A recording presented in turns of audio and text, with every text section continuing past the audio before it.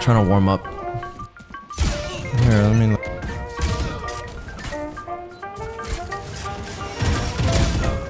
I think I do notice in your DMs is you hold very close to the walls. I'd hold a little bit wider. Just wider. Yeah. Okay. Because everyone's just gonna be like swinging. Yeah.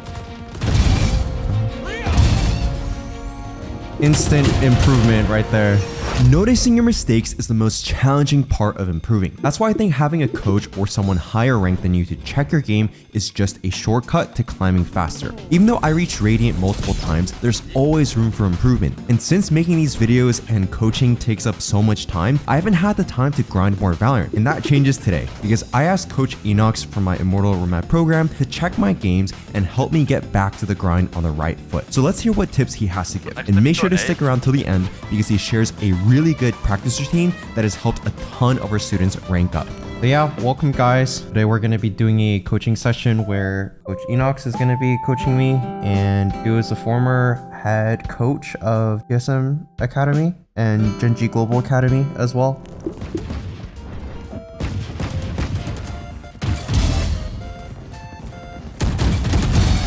I think I do notice in your DMs is you hold very close to the walls. I'd hold a little bit wider. Instant improvement right there. I feel like in an actual game though, you think it's still viable to be holding that wide? What I'd do is I'd kind of read the first couple rounds of the game. So if I feel like players are over swinging me, like swinging me in general, then I'd start holding a little bit wider. I see. That's good to know. Like you're kind of adapting your crosshair placement, like depending on how they take the fights on you. Yeah. Which is smart. The angel's dead.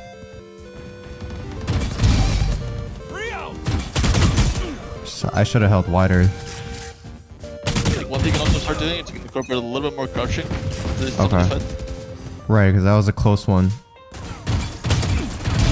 Dead. Sova's dead. Oh god. Oh god. One thing when you play these angles, try to cut the pie a little bit more. You're like swinging kind of like one line. You know, swinging. Especially when you know someone's there. When I'm trying to swing wide. One kill remaining. Yeah. Actually, something I do in like the range is like a lot around that, being able to track while moving.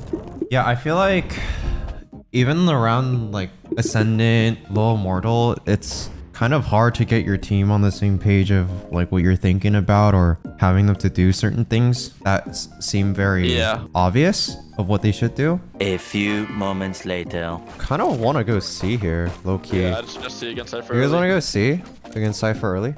Yeah, I mean, you just, I don't know. I would also take the bomb here. Yeah, I feel like we have pretty easy A control. I jumped over a trip,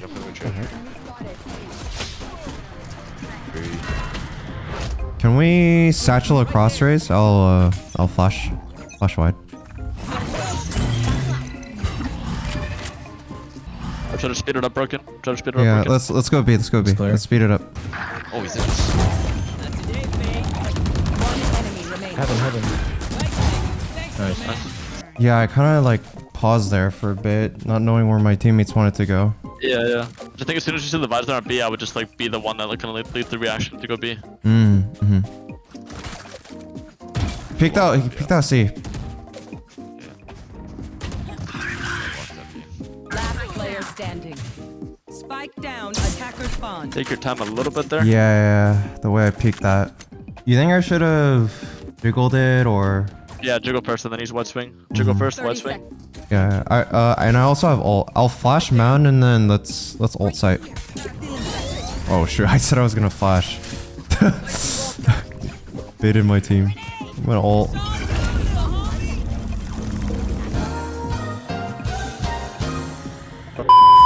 One mount. Okay, wow. One thing you can do when you pop your ults is you can actually just ult and like back mount. That way you're safe from door opening. Also, next time you go A, maybe hold your flash a little bit longer. Seems like they're not super fighting for it. So what we can do is we can just progress up in the site earlier instead of like waiting for that. Like you've been stuck on the like 3-4 second timer. Right. And your team's been going pretty fast. So if we can avoid that timer there and we can just go straight into A, that would be pretty good. Part of me just wants to play a little slow because these guys are just fast pushing everything. So if we just make some noise. You don't really want to sit and spawn. You always want to take at least C mount or like at least A lobby control. Yeah, it's okay yeah. It's okay to like sit out and hold to the flank, but we don't want to give up the whole map early on. Yeah, yeah.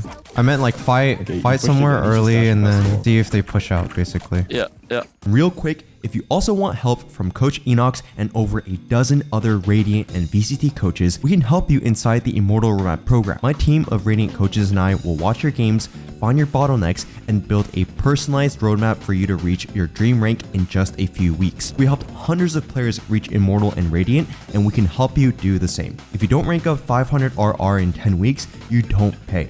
So if you're ready to finally see results, click the link in the description to book a free call with me or one of our coaches where we'll check your tracker and see if you're a good fit. And hurry, because only 16 spots out of 50 remain for the next 10-week season that starts in June. I'm not gonna flash right away because I don't think they're fighting for it.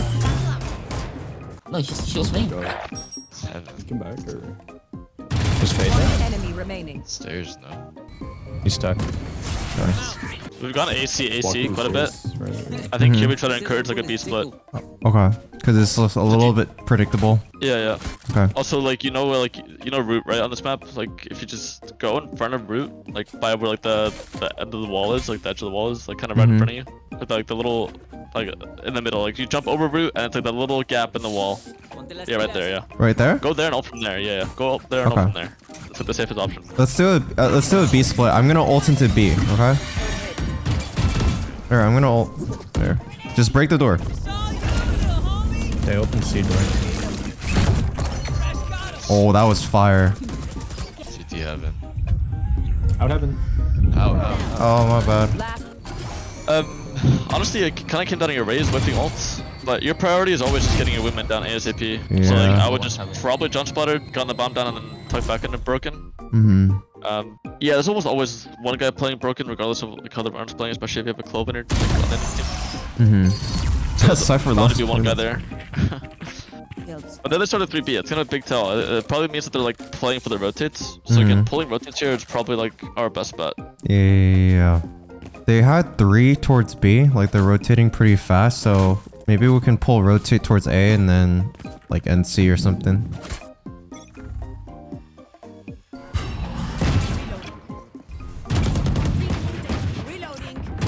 Nice, nice. Good for it. Okay, Jets on B. Wow. Let's just speed up. Wow. One was C-Link, hit 40. There's Cypher, you too. Cypher's was CT. Oh, on top. You might have taken. Nice. Again, kind of the same 3B pattern. Good call to speed up there too. We can't really spend forever just chilling C-man, so Yeah. good call. Yeah, one feedback here, put your wingman first before you flash into C. okay. Because then they'll be like looking at it, right?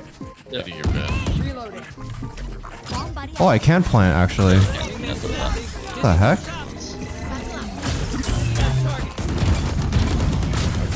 Nice. He's out. Oh, he's also cobalt. one enemy Back remaining. pillar. Last player standing. Yeah, some perks, especially against Cypher, Switching is if you send your wingman in first, you might actually tank one of the trips.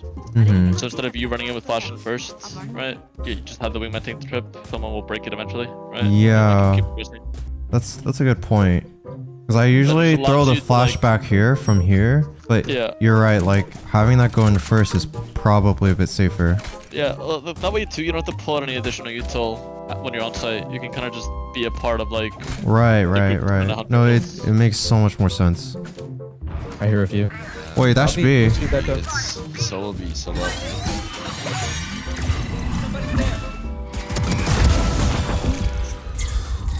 Oh god. One enemy remaining. Default. He was front sight. 60. Nice, good trick. I'm glad that you used the wingman there to clear info for you instead of getting the bomb. I think that's something that people overuse it for. Because I think a lot of the time, if you're just like in these clutch scenarios, especially when you're up numbers, like in a retake, using it to clear out an angle is just so much more value. Yeah, it's safer because I saw I was alone, so I'm like, oh, I Yeah, don't want to yeah. go fast here. Try to clear this. I would also just fight for A here. So I think in general, against their team, like with their team comp, they're gonna be going A probably a little bit more. And you don't really need to be playing double C on this map. They're all Molly. Mosh pit. Cam C. Stage C. Pod C. Yeah, at least Oh, they two. could go back They A. said you're lurking A. They said you're lurking A. Oh, what? Shit. Oh, yeah, she was. The broke door.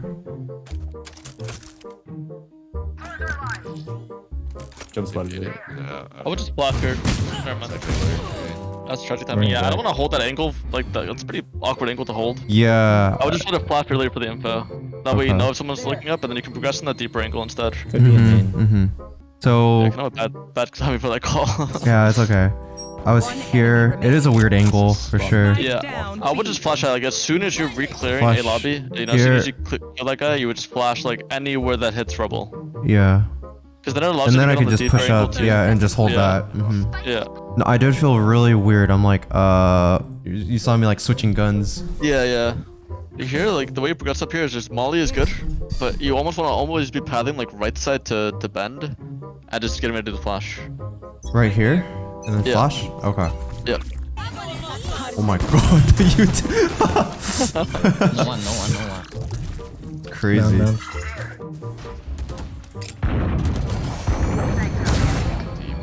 One bend. Spike down. C. One enemy remaining. Oh no. he No. He was low. So here again, you have ult. I'd probably start B side. Yeah. So So you can then. slow with the Reyna. Okay. well. Right there. I have my ult.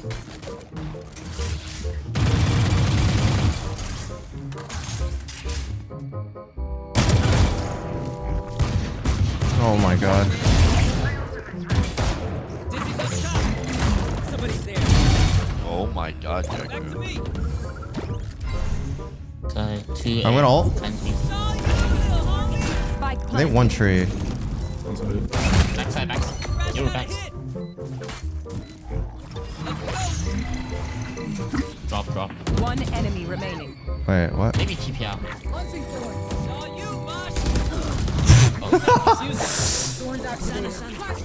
Yes, but the reason I encourage you to ult there is because the Bowser's on a flank. So what people are gonna do is they're gonna tuck, and they're probably gonna be kind of looking at it as it's filling up, so it drags eyeballs. And then also you have people like flanking or like rotating in from heaven as well. So I encourage is like for them for them to speed up. Yeah. The only thing is maybe just do it from a little bit safer. Like I would probably have done it from like B site instead of like in broken, because they could have just pushed the smoke on you when you popped your ult. I was worried about another one like pushing up B, but I did kill one and I guess Vice did flank. I didn't notice our Vice flanked. Fighting A. Hey, Oh, I could break this. Can you help? We got close. Unbreakable. In front B. Spike down.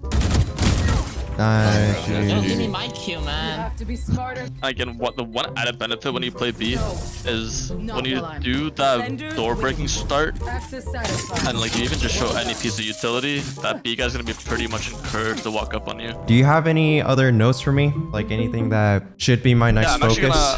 I'm actually gonna have you. I want you to try this. I want you to do my warm routine for your movement, because I think it needs a little bit of work, a little bit of fine tuning. Alright, so first thing, pick stage. I'll kind of explain that later. But yeah, you just do this side to side. Usually, like what I'll do is I won't move on from this until I hit about 30. For me, because I've been doing it so long, it's relatively like easy. So like I do this maybe like max once or twice, as I say that I whiff. But I go It's all outside good. and afterwards, I go 10 meters, spot on, and I go side to side, close trace.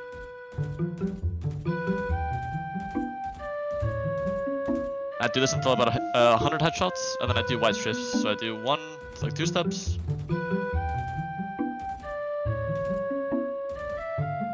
And because this takes a little bit longer, I usually just do this one till 50. But people that are like learning movement, like I generally tend to like advise them to go to 100. And then I'll go back inside, I'll turn practice on, and then I'll do these peaks, left to right. like what I've noticed, like when you peek, is you do it like kind of in this way, where like you're like doing one movement.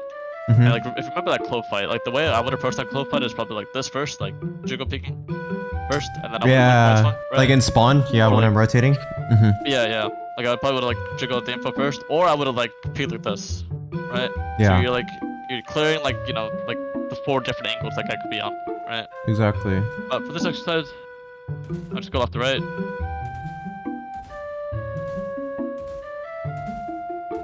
And like my focus early on is like what I teach kind of everyone early on to do this. I mean, again for you, like because you're experienced, like maybe you don't have to do this, but like for people that are just starting off doing this, I just encourage you guys to do it slowly. Like have your crosshair placement on their head before you shoot. What I noticed is that people doesn't generally help them if they're just like going like this, right? Just like trying to overflick everything. So like I always encourage people to just slow it down, hit the head first, right? Again, I'm in the off season, so I haven't played the game in 2 weeks, so I am mad rusty. But I just go left to right. Alright, I do this for about 3 wall rotations, so when the wall goes down naturally 3 times, that's when I move on. This is the buddy, so I shoot left and right of this guy's shoulder. Alright, he's my friend. I do this for about 2 minutes. And then second to last one is, and this one's quite hard to catch on early, but what you'll do is you'll do 1, 2, 3. So you'll flick 1 and 2 while standing still. Right, 1, 2. And then the third one, you'll turn like 180, move, stop, and shoot the first target that you see. So 1, 2, 3. 1, 2, 3. 1, 2, 3. 1, 2, 3. And you don't really care if your flicks hit. So like as long as your 1 and 3rd shot are hitting, that's fine. But you don't have to like, oh, I whiffed the 2nd shot. Okay, let me go back and shoot this guy. Now let me do 3. It's just 1, 2, 3. Regardless if I hit my shot or not. Okay. And what this encourages you to do, like what I've noticed, like especially for myself, like one, my flicks become a lot better in game, and then also just my patience with like getting these kills becomes a lot better because I'm training myself. Especially on to, the like, 3rd kill, yeah. move. Yeah, I'm training myself to move on the 3rd kill because I'm doing it off a kill, right? Yeah, this is cool. Last one that I do is hard bots on, and everyone loves doing hard bots standing still. I think that's strafe a I think little. anyone can shoot it. I think anyone can shoot it like a still target while standing still. But again, like that's what aim trainers are for. And in the range, I just do while moving, right? And again, like what I'm doing is I'm practicing like my crouch tap. So like what I'll do a lot of the time is I'll integrate like a tap into it, right? This is like pretty much my routine. Wait. Alright. Thanks for sharing that. Solid. Very solid. And again, like I think the biggest benefit of this is like being able to train yourself to like not crouch spray when you panic, but instead like replacing it with like left and right movement. Right. And Yeah. mixing in a little bit of crouches, like Yeah. slight taps. Yeah, that's good. Awesome. Thank you.